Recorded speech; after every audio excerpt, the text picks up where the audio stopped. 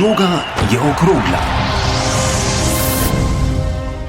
Lepo pozdravljeni, zadnja praznična žoga je tu. Kot vsako sezono bomo ob koncu jesenskega dela izbrali najboljšo enajsterico dosedanjih 19 tekem prve lige. Pri tem nam bo pomagal nekdo, ki je igral za 4 slovenske prvoligaše, tudi za 3 od vodilne četverice na trenutni prvoligaški lestvici. Lep pozdrav, Denis Šme. Lepo pozdravljeni. Tu je tudi Boštjan Janežič, živijo Boštjan. Živijo. Tam pa je Jože Pepevnik. Hej Jože. Zdravo. Moje ime je Luka Petrič. Prvi polčas. Ok, kar takoj v izbor najboljše enajsterice, ponovadi to pustimo za drugi polčas, ampak zdaj bomo kar začeli s tem. Preden jo razkrijemo, nekaj zanimivosti. 8 nas je tokrat glasovalo ob ustaljeni peterici in Denisu, še 2 člana iz redakcije, ki verjetno gledata največ prvoligaškega nogometa. To sta Sandi Škvarč in Tomaž Langerholz. Tokrat ni bilo dileme na koncu. Tisti, ki so dobili največ glasov, so v vseh 3 vrstah tudi pristali v najboljši enajsterice. To pomeni, da ničesar ne bomo razreševali v živo. 2 igralca sta dobila 8 glasov in pri tem bi tudi začel. Kdo je bil prvi, ki ste ga postavili v svojo prvo postavo jesenskega dela, Denis? Marcel Ratnik. Marcel Ratnik. Ja. Zanimivo glede na to, da je imel poleti v prvih krogih pa nekaj težav, ampak jeseni pa potem bolj vas je prepričal. Ja, me je prepričal z zrelostjo, ki jo je kazal potem, ko je tempiral formo in v končni fazi tudi zadetki. Te enajsterice se v branilcih gledajo tudi zadetki. Imel je zelo naporno sezono za sabo. Mislim, da je imel preko 20-25 tekem v tej sezoni, vključno z evropskimi, z reprezentančnimi, ni imel premora. Podkapetan Olimpije, 19-letni fant in za moje pojme absolutno izpolnjuje pogoje za uvrstitev v idealno enajsterico jesenskega dela. 6 glasov je dobil. Marcel Ratnik ni bil eden tistih 2, ki sta dobila 8, še ne bom povedal imeni. Boštjan, kdo je bil prvi, ki se ga ti postavil? To je bil Timi Max Jelšnik, ne glede na nihanje v njegovi igri, ampak Olimpija je brez njega precej slabša na igrišču v zvezni vrsti, dokazoval pa se je, morda sem bil malce zaslepljen tudi skozi reprezentančne tekme od junija naprej, ko si je izboril začetno enajsterico, ampak mislim, da sem tudi najprej postavil Ratnika v enajsterico, pa sem sedaj želel govoriti tudi o Jelšniku. Denis. Nisem ga prvega postavil, ampak bi ga pa postavil na 2 poziciji in to je Žan Karničnik. Aha, torej Žan Karničnik pa je bil tisti, ki je... Tako, postavil bi ga in desnega in levega bočnega. Pa še kje bi lahko igral v tej naši najboljši enajsterici, tudi v reprezentanci na več pozicijah. Veliko smo že o njem govorili v podcastu Žoga okrogla. Je bil on slučajno, Jože, pri tebi tisti, ki si ga prvega postavil v svojo idealno enajsterico? Ja. In nisem vedel v bistvu, kam ga postaviti, ker je kar nekaj bočnih nogometašev se mi zdi, da je izstopalo v tej sezoni zaenkrat v prvi ligi. Zanimivo, da pa ne da z Denisovega izbora, glede na to, da ima izkušnje z igranjem na položaju štoperja v prvi ligi, tako ali tako ne moremo oporekati, ampak nisem dal ne Ratnika in ne Jelšnika, ker se mi je zdelo, da so drugi posamezniki pri Olimpiji bolj izstopali v tej jeseni. Tako da ja, dal sem Žana Karničnika kot prvega, sem si ga nekako napisal, ampak na koncu sem se v obrambi moral odločiti v bistvu za kar 3 bočne nogometaše, če zdaj dobro računam.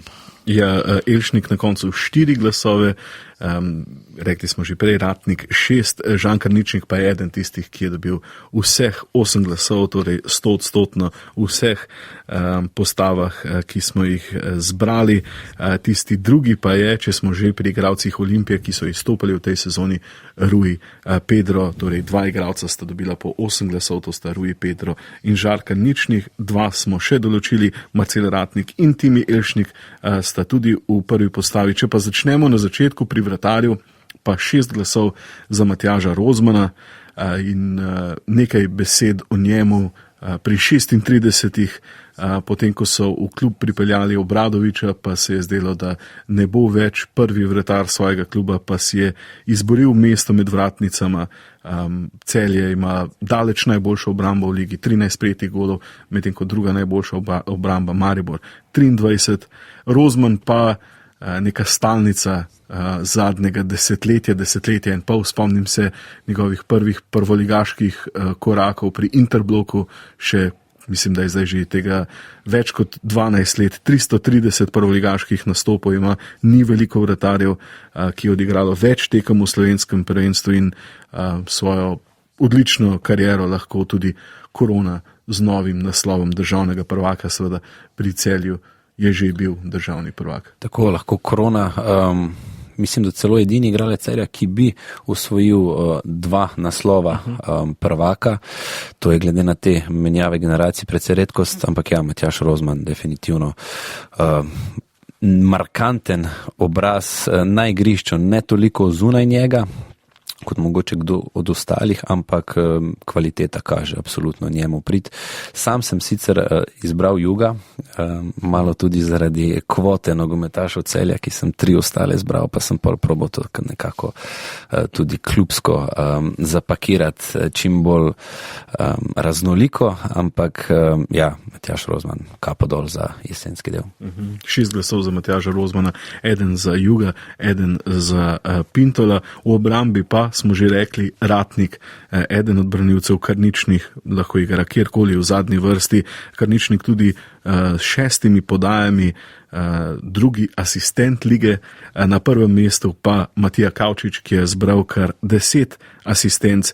To pomeni, da je Kavčič podal pri 37% vseh golov Brava v tej sezoni, 27 je bilo torej v prvi polovici sezone za Bravo in 6 glasov je dobil Matija Kavčič, torej ob Marcelu Ratniku prav tako 6 glasov.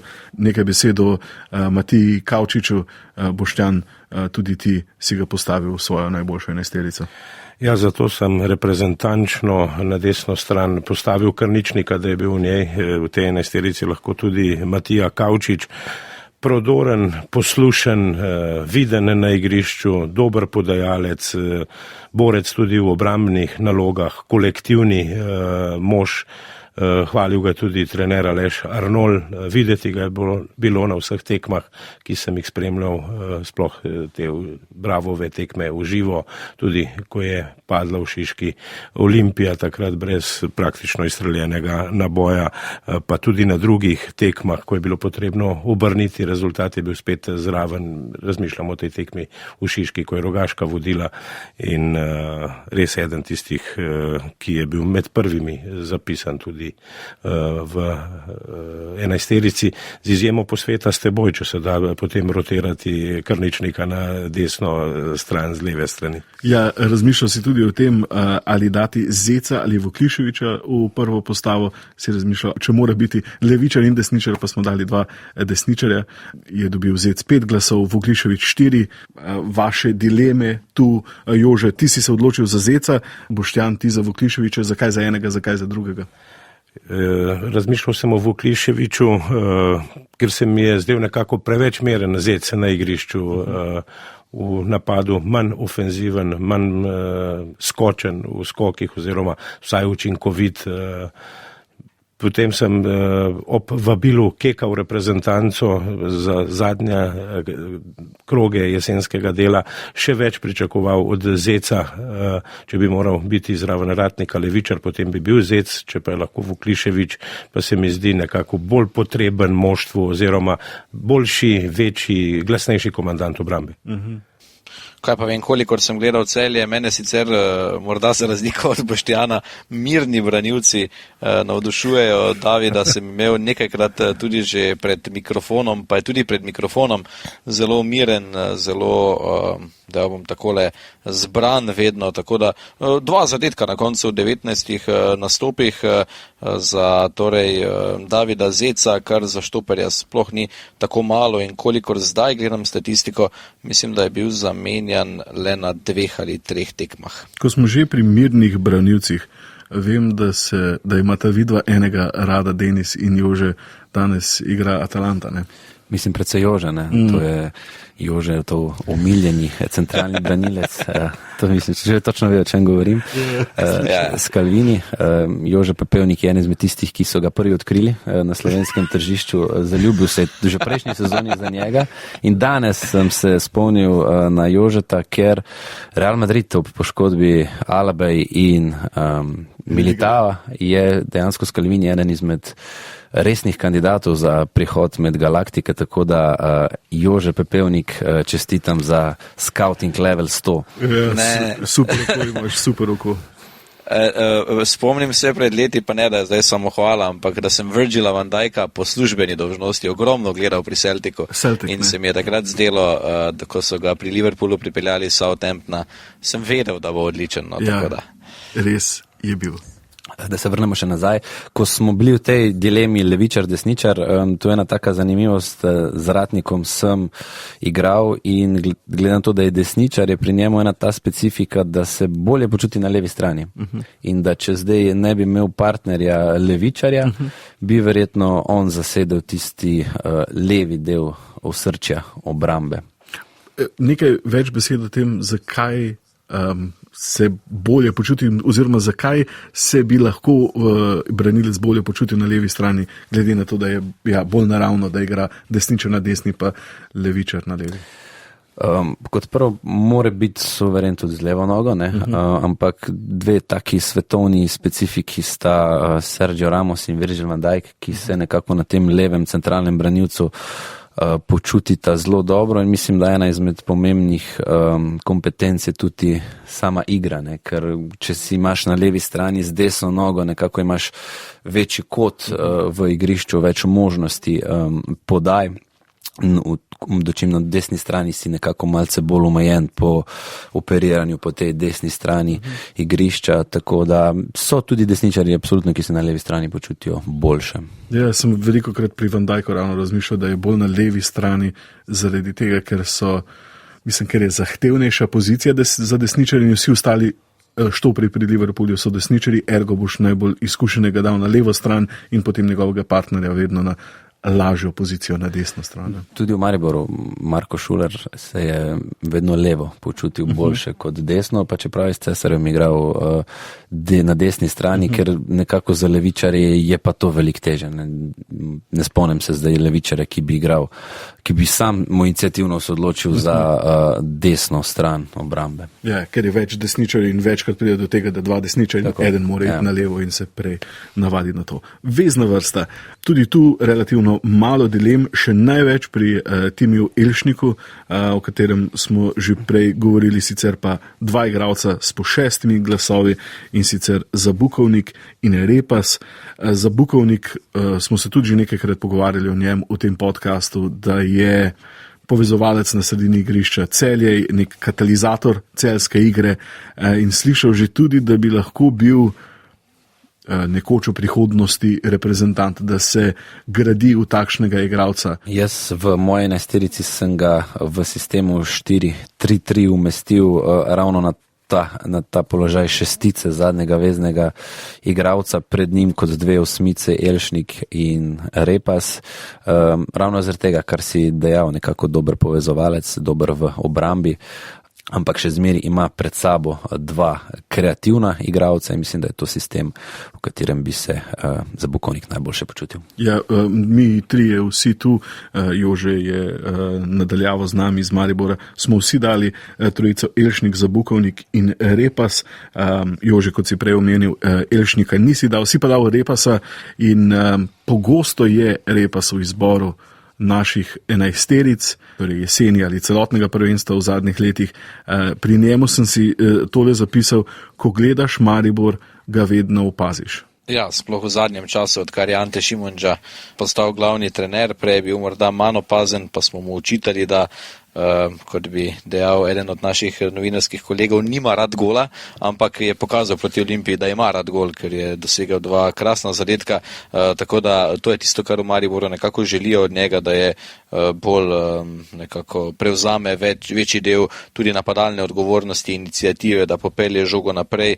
Je pa seveda tudi po mojem mnenju edini od nogometašev Maribora, ki si zasluži morda, da bi seveda bil torej v najboljši enajsterici jesenskega dela po prihodu Šimundže zelo konstanten in mislim, da ima 5 golov v tem jesenskem delu prvenstva, kar je tudi za osrednjega vezista zelo dobro. Sploh za nekoga, ki ne mara gola, ne? Nisem želel razmišljati o Repasu, ampak odličen igralec, verjetno bo spomladi pod Šimundžo še bolj zaživel. Dal sem še enega mariborskega igralca v enajsterico, ampak seveda ni obveljal, Hilal Sudani, me je kar prepričal bolj na krilu, kot ko je igral po vsem boku. Odbliže sem ga spoznal v Domžalah, ko je zelo kolektivno razmišljal o mariborskem moštvu, pa kako bo sedaj z njim naprej, ko je Krznar zapustil Maribor. Nisem jaz Krznarjev igralec, sem igralec Maribora in je podredil se tako Šimundži kot moštvu. Če bi bil zdrav skozi celotno jesen, mislim, da bi bil Sudani morda v najboljši, ali pa tudi bi ga morda jaz bolj razmišljal o njemu, ko v najboljšo enajsterico.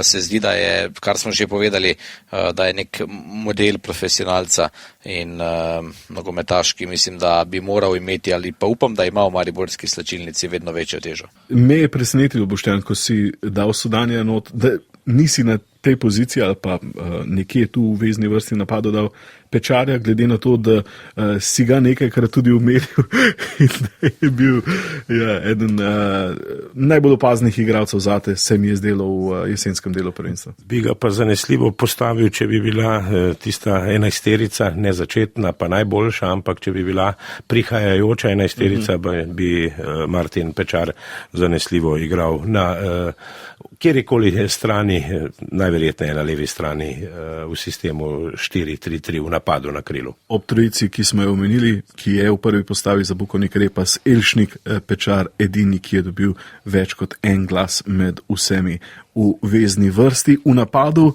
pa največ vprašanj ste imeli, kot jaz, tudi vi, največ dilem z izbiro igralcev v napadu? V tem sistemu 4-3-3 sta potem te dva zgornja položaja ostala nekako mal težja, vsaj zame, levo stran napada absolutno zasedel Rui Pedro, brez kakršnih kolih pomislekov. Potem pa preostali 2 poziciji. Jaz sem se centralno odločil za Gradišarje iz Rogaške. Enostavno, če ti daš polovico zadetkov v moštvu, ki je zadnje uvrščeno v ligi, si enostavno zaslužiš to vlogo. Nisi bil edini. Ker je to pač dosežek, ki bi lahko v Celju bil krat 2 oziroma krat 1,5. In tukaj desna stran sem imel pa nekako največ žal. Tudi sam sem razmišljal v Sudanju, ne samo zaradi kvalitete, ampak ker imam predvsem mlado moštvo, pa da nekako tudi to izkušnje malo povežejo. In glede na to, kaj je Cirman zbral, mislim, da ta desna stran moja, Krničnik in Sudani, bi mu predvsem težav povzročalo levo, tako da sem zbral Šošiča iz Radomelj, nekako bil na koncu vroč, tudi Bogatinov ga je zelo nahvalil, tako da sam imam tako, kako bi rekel, moštvo potentno in izvozno. Mislim, da bi v polovici sezone lahko 4-5 z lahkoto prodal. Ja, Marko je dal 3 celjske branilce ob celjskem vratarju za najboljšo obrambo v ligi. Se je pa odločil, za razliko od tebe, tudi Gradišarje je dal v prvo postavo, tudi Ruja Pedro, rekli smo že 100% Ruji Pedro, se je pa odločil za izkušnje in dal Mateja Poplatnika. No. Ja. Matej Poplatnik je bil tisti, ki je pa na koncu prišel v prvo postavo. Kako je pa leva stran pri Cirmanu gleda? 3 štoperji so na sredini, torej v obrambi, na sredini ima pa Matko Kavčič, Pečar. Pa levi štoper? Levega štoperja, mislim, Zec Vukličevič, Krničnik. Torej Krničnik bi pa bil verjetno levi štoper. Ok, ja, bi bil Karničnik na Karničnika, ja, v redu.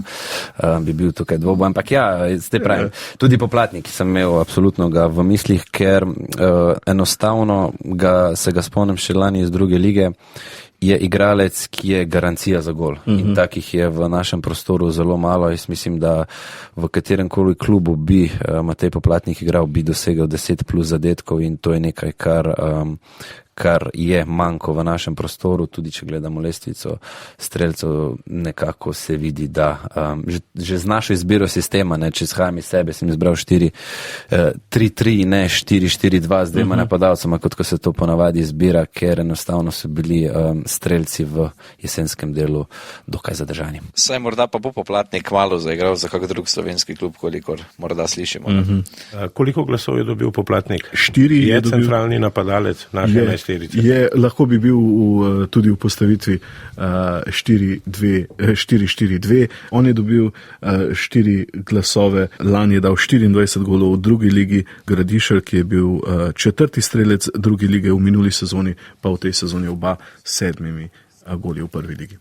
Ja, Poplatnik prinaša tudi nekaj izkušenj mlademu moštvu Brava, izkušnje samo še z Jakšičem v obrambni vrsti, precej mlado moštvo, Poplatnik v napadu, pak veziste smo morda Bravove tudi spregledali, saj tiste defenzivne, kapetan Brava Trdin, pa potem Makar šele 3., ampak Selan morda, to so verjetno nogometaši, ko sem je prej vprašal za Pečarja, ki prihajajo. Ja.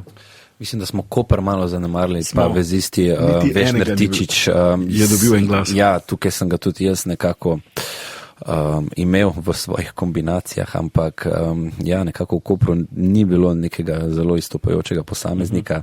Vešner Tičič je meni zelo, zelo všeč kot igralec in mislim, da tudi se Zeljkovič tega zaveda za morebiten prihod v Olimpijo po zimi. Ampak Koper me je osebno razočaral v zaključku jesenskega prvenstva, pa je mogoče tudi to malo botrovalo, da sem bil malo do Primorcev strok. Ja, kmalu bomo šli k temu. Koper na koncu ostal brez igralca v naši prvi. Samo če vskočim, jaz sem dal sicer tudi Aljošo Matka, pa čeprav je odigral 10 tekem, ampak 6 golov in 4 podaje, če primerjam delež njegovih zadetkov glede na odigrane minute in če si probamo predstavljati, da bi igral tudi v teh preostalih 9 tekmah, mislim, da bi bila njegova statistika sjajna in potem še Dardana Šabanadža, sem dal vsaj sam v svojo 11-terico tudi 7 golov in 3 podaje, gonilna sila Mure. Sem pa razmišljal seveda o vseh teh nogometaših, ki so na koncu tudi prišli v 11-terico oziroma ste jih drugi nekako izbrali. Tako da Koprčani pa mislim, da so si z tole serijo rezultatov pod Safetom Hadžićem škodovali tudi v našem izboru, pa daleč od tega, da bi bilo to najbolj pomembno. Jože me je spomnil, sem razmišljal o Šabanadžaju, ampak potem se mi je kar nekako zdelo čudno, igralca iz šestovrščenega moštva, ni pa nikogar iz tretjeuvrščenega Kopra, čeprav Maribor in Bravo, izbor igralcev teh dveh klubov ne potrjuje tega, ampak Šabanadža je tudi eden tistih nogometašev, ki je zaznamoval, če se je še lovil spomladi, ta jesenski del sezone. Tukaj pri izboru napadalcev smo mislim, da imeli največjo težavo glih iz tega, da je v 19 odigranih krogih drugi strelec imel 7 zadetkov.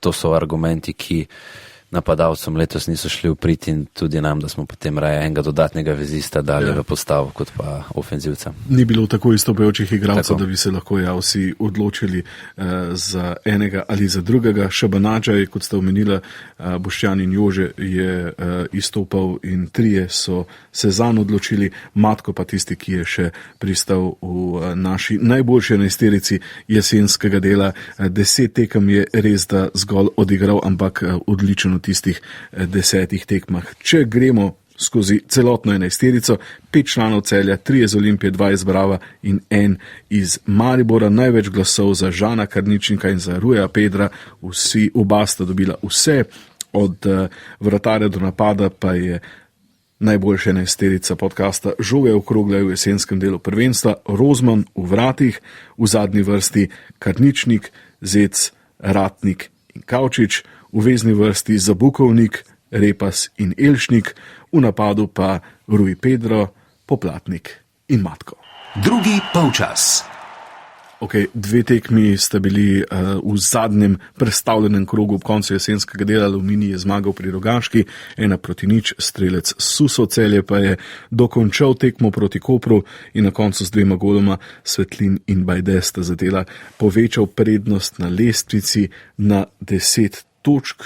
Kviz pred kvizom, že kar zdajle, če niste poslušali včerajšnjega kviza, morda niste vedeli, a znate našteti vse jesenske prvake in podprvake v zadnjih 10 letih?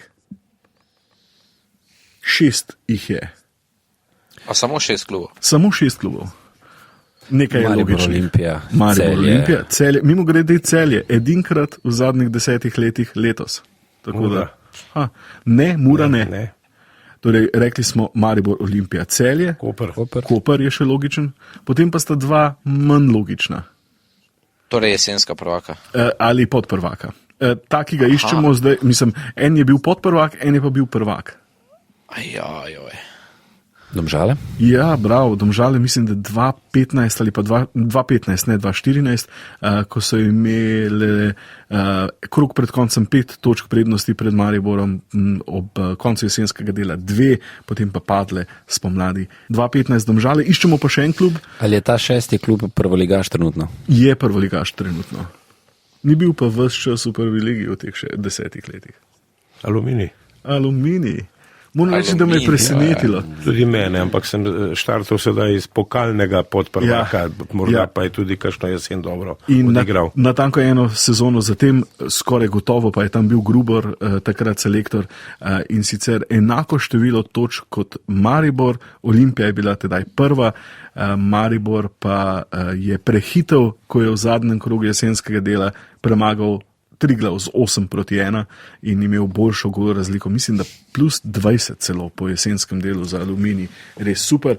Vse 3 bi zdaj prosil, da se nekako spravite v vlogo 3 klubov. Jože, ti boš Maribor, Boštjan Olimpija, Denis, ti pa Celje. Hvala.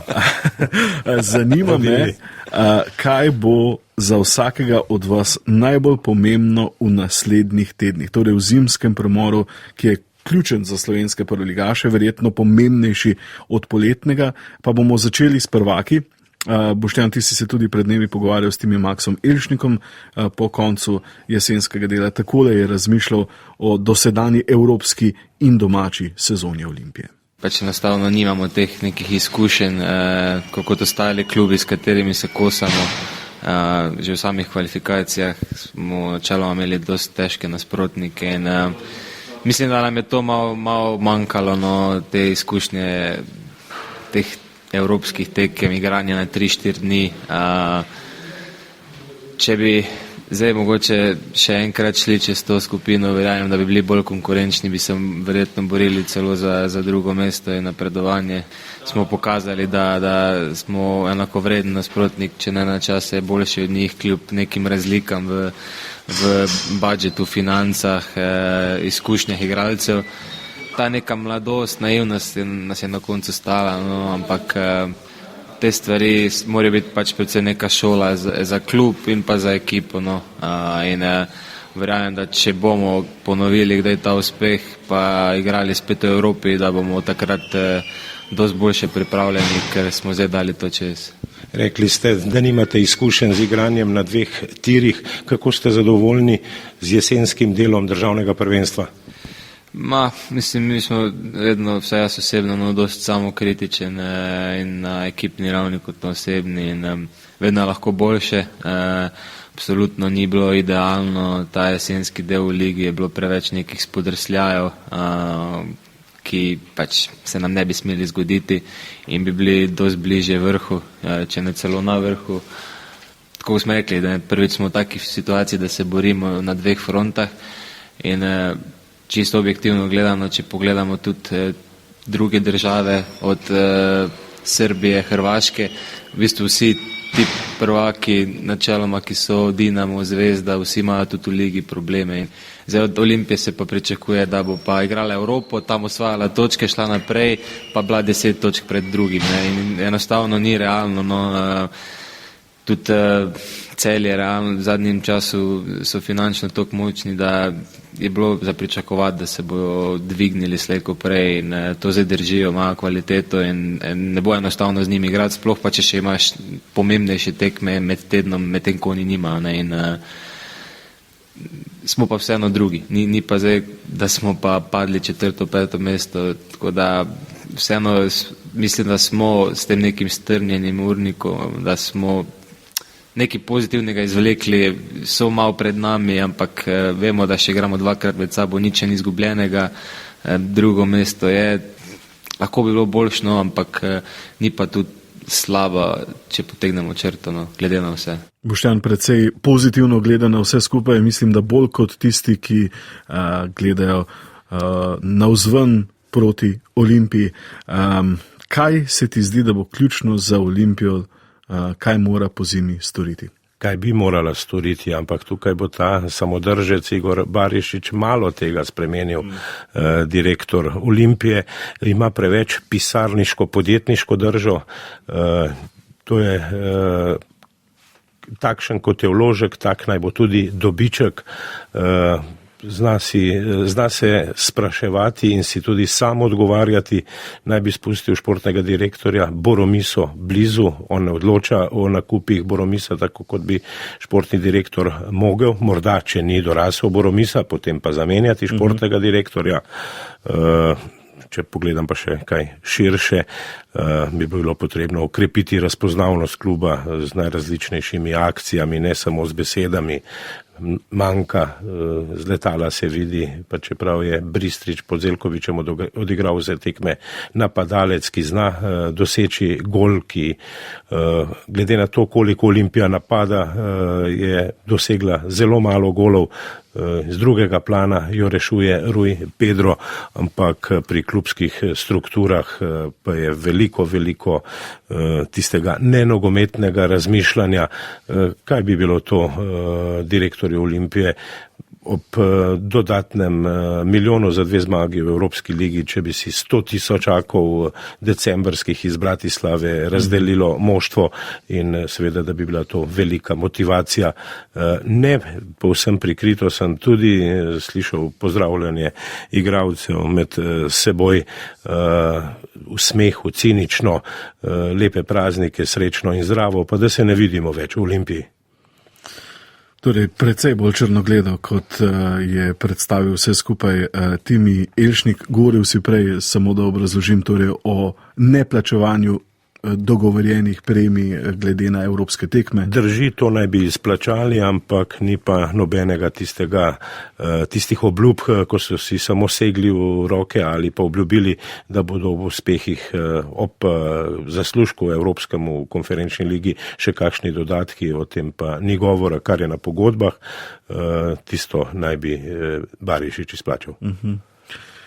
Ja, skromna slika se zdi za Olimpijo, morda zaostanek 10 točk, potem še sploh ni tako velik, 10 točk zaostanka za Celjem in 7 točk prednosti pred Koprom. Olimpija na drugem mestu. Zimski prestopni rok pa bi lahko bil zelo pomemben za 2 igralca, in sicer za Time Maxa Elšnika, ki je reprezentant, član Olimpije, in za Žana Karničnika, ki je seveda tudi reprezentant, oba standardna člana prve 11-terice slovenske reprezentante. Karničnik igra za Celje, končuje se mu posoja pri Ludogorcu, kjer pa se nikoli ni najbolje počutil, tudi bil eden tistih, zaradi katerega so metali polena pod noge Ante Šimunčić, zakaj si pa njega pripeljal, pa se je potem, ko je odšel iz Bolgarije, znova dokazal, da je lahko izjemno koristen ne le pri Celju, ampak tudi za slovensko reprezentanco.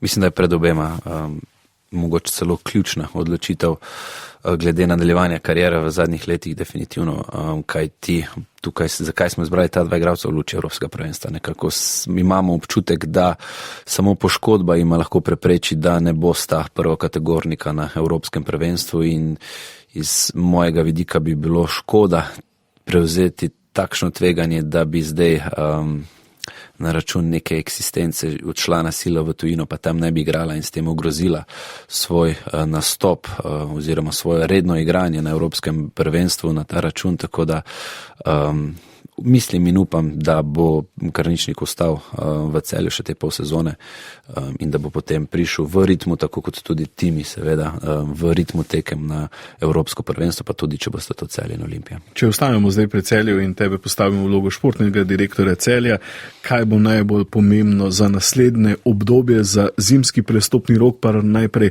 prisluhnimo trenerju Celja Damirju Krznerju.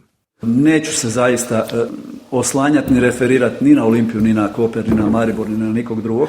Ne bom se zanašal na nikogar, vse je v naših rokah. Vse to smo si sami preigrali, enako moramo delovati tudi spomladi. Gledali bomo le nase in motivirano na vsako naslednjo tekmo. Moramo biti željni nizanja zmag. Vse skupaj naj bi potem zadoščalo za uspeh, ampak nič še nismo naredili. Želim poudariti, da je pred nami še težka pot. Pred nama je još težak put. Slišali smo težave pri Olimpiji, 10 točk prednosti pred Olimpijo, 17 pred tretjim Koprom. Celje res v izjemnem položaju, da še drugič postane državni prvak. Kaj morajo storiti v naslednjih 2 mesecih, da ne bodo zapravili te odlične pozicije zdaj? Še enkrat, da se navežem na Krničnika, obdržati Žana, kajti že dolgo nismo imeli igralcev v ligi, ki bi na bočnem položaju delal tako razliko, kot jo dela Krničnik. Kot drugo, da jih ne zavede teh lagodnih 10 točk prednosti, pripeljati še eno devetko, enega golgeterja, ki bo garancija za zadetke, ampak po drugi strani spet mogoče devetka pa levi bočni in je to, kajti že ta ekipa je zvezdniška, tukaj so Kvesič, Popovič, Kouter, Bobičanec, Matko se vrača, še ena interna močna ukrepitev, Prucev, se pravi, ta ekipa je že sestavljena in tukaj je tudi potem za samo kemijo moštva pomembno, da vsakemu izmed teh narekovajih zvezdniških posameznikov Krznar da nek svoj trenutek, svojo obravnavanje, da se čutijo pomembne, pripadne kakorkoli in potem mislim, da za Celje ni nikakršnih težav, da bodo mirno pripeljali prvenstvo do konca in tudi zaradi trenerja Krznarja, ker že ima izkušnje s temi usvajanji prvenstv v Dinamu, je bil v takem položaju, tako da mislim, da je tukaj Celje ne samo zaradi 10 točk prednosti, tudi zaradi in finančnega vidika in trenerja in ekipe, ki jo že imajo v močni prednosti predvsem. Za Celje se zdi, da če bodo že tisti, ki so bili poškodovani, prišli nazaj, se bo za klub zdelo, kot da so opravili veliko ukrepitev v zimskem prestopnem roku. Jože, na Štajersko Celjani iščejo golgeterja, zanimali so se za Maksa Barišiča, odšel bo v Maribor, najprej prisluhnemo Anteju Šimundži, potem pa če boš povedal, kaj se tebi zdi najbolj pomembno, da Maribor stori v naslednjih 2 mesecih. V Mariboru primanjkuje malo hitrosti, fizične hitrosti. Imamo nekaj mentalne hitrosti zelo dobre, imamo pomeni kvalitetne igralce, ki pa potem to treba ukomponirati v samo igro. Cilji so seveda povečati hitrost ekipe, če nam bo to uspelo, bomo zelo zadovoljni.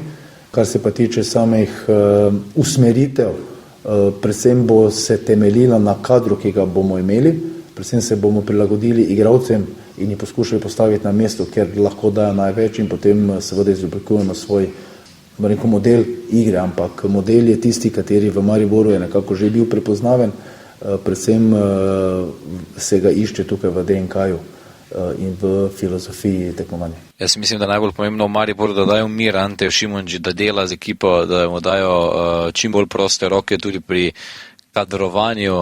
V zadnjih nekaj letih so odločali drugi, pa je, se mi zdi, kader iz prestopnega roka v prestopni rok postajal slabši. V Mariboru govorijo, da potrebujejo prevetritev slačilnice. Upam, da bo zavel svež veter, ne tako zatohel kot v zadnjih nekaj prestopnih rokih. Sicer pa še vedno Maribor potrebuje osrednjega napadalca, nekoga, torej devetko, nekoga, ki bo zabijal gole. Tudi z tem, da pride Maks Barišič, ampak gre seveda tudi v tem primeru za nogometaša, ki lahko igra na več položajih in ni v prvi vrsti osrednji napadalec. Sedavno to, kar si rekel. Se mi zdi, da v zadnjih prestopnih rokih so delali na upočasnjevanju ekipe, ne na tem, da bi pridobivali hitrost, kot si zdaj želijo. Ne? Ja, in Maribor sicer z nekaterimi nogometaši v zadnjem času ne da je ne da ni zadev, nekaj ukrepitev je bilo tudi dobrih, ampak enostavno je ta delež bil premajhen, če pogledamo v Celje, kolikor smo morda malce bili skeptični še kakšno leto in pol nazaj, da pa zdaj Celje morda takole viharno seveda kadruje, pa seveda da bo maha z bankovci za najboljše nogometaše v ligi, ampak na koncu koncev, ko pogledaš to Celje, ima hrbtenico ekipe z izjemo mladega Zabukovnika, vsi nogometaši, ki so že nekaj osvojili v bistvu v slovenskem prvenstvu. Imaš Rozmana, imaš Matka, imaš Popoviča, imaš Koutra, v glavnem nogometaše, torej Karničnika seveda, nogometaše, ki vedo, zakaj gre v slovenski ligi in ki imajo bilo izkušenj, hkrati pa niso odsluženi veterani, ampak so nogometaši morda celo nekateri v najboljših letih. Jože, kako boš kot trener Maribora uspel prepričati Josipa Iličiča, da ob idealnih pripravah in fantastičnem pomladanskem delu prvenstva še ne opusti ambicij za nastop na Evropskem prvenstvu? Ne vem, kakšne so ambicije Josipa Iličiča po igranju na Evropskem prvenstvu, smo se pa šalili zadnjič v Mariboru, da glede na to, da je Slovenija vedno na veliko tekmovanje odšla z vsaj enim nogometašem Maribora, da koga bo pa Matjaž Kek zdaj našel v tej vijoličasti ekipi. Res me zanima, kdo se morda lahko prebije v 23-terico, ampak če bo to, kar Denis pravi, če bodo idealne priprave, če bo dobra forma, potem si lahko Maribor veliko obeta od vseh nogometašev, ne samo od Josipa Iličiča. Je pa res, da seveda za posebne nogometaše so včasih posebni prijemi. Zdaj, kolikor bo pa Ante Šimundža tu elastičen s temi prijemi, kolikor je lahko in koliko sploh želi biti, pa je druga zgodba. Ko smo že pri tem, bi rad odprl to debato. Josip Iličič možnosti o tem, da bi igral na Evropskem prvenstvu, da bi bil v 23-terici za Evropsko prvenstvo. Ali so sploh velike? Do zdaj sem vedno razmišljal, da je njegove reprezentančne zgodbe konec in da vprašanje, če sploh ob igrah, ki jih tudi zdaj kaže, če bi lahko bil ta dodatni korak. Ampak ja, če smo optimistični, če bi imel fantastično obdobje, če bi prišel bliže svoji nekdanji formi in bi lahko bil v vlogi nekega džokarja za 5-10 minut, nekdo, ki ima ob Jasminu Kurtiću največ reprezentančnih izkušenj od vseh zdajšnjih reprezentantov. Možnosti, Denis?